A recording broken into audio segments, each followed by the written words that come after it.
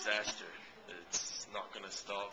Things there are just always going to be messed up if we stay there, so get out.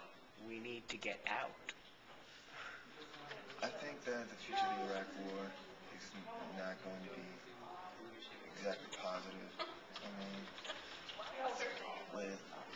we messed up the entire country, and we're kind of in the rebuilding stages right now.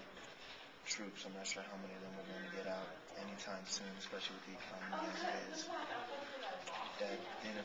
We need to get our own situation right before we can even impose ourselves on another country, even though we are morally obligated to better our situation because we did dismantle their entire country. But I think diplomatically things are going to be better now than they have been in previous years because of our own regime change.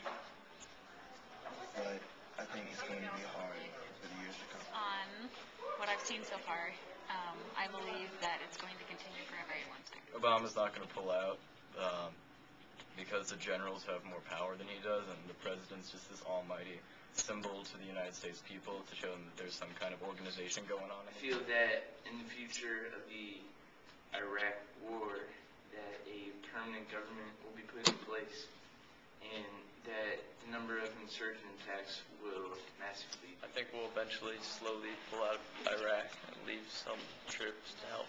I think the future of Iraq, I think it's time for the troops to come out. I think that hopefully in the next 2 or 3 years, the majority of the troops will come I out. think, in my idealistic way, that they will create a system of provinces made up of the tribes, the way they want to split it into states based on the tribes, but instead they will be united and responsible to a single government and a kind of parliament. So for the Iraq war, I think that Iraq is going to be fine. We're going to be fine. We just need to pull our troops out. My predictions for Iraq's future are that the U.S. will put in a puppet government, and the relations with Iraq will continue to be sour. The solution in Iraq is a really complex one because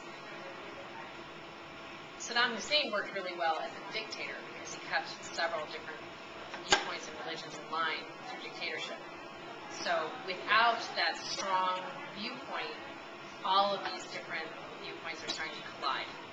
And it is going to be really hard to avoid kind of a civil war. The solution perhaps is some kind of an occupation, but clearly no one's liking that.